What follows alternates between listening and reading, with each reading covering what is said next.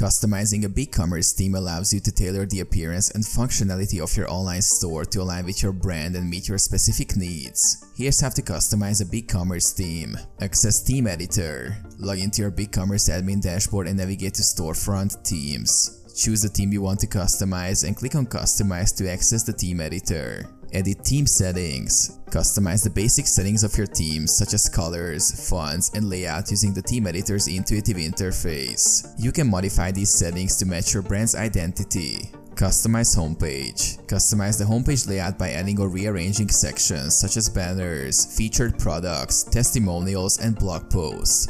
Use drag and drop functionality to rearrange elements as desired. Edit product pages. Customize product pages by adjusting product image sizes, product descriptions, and related product recommendations. You can also add custom fields or tabs to display additional information about your products. CSS and HTML customization.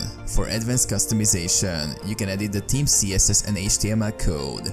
Access the theme files to make customizations such as styling adjustments or adding custom scripts. Preview and publish. Preview your changes to see how they appear on your store.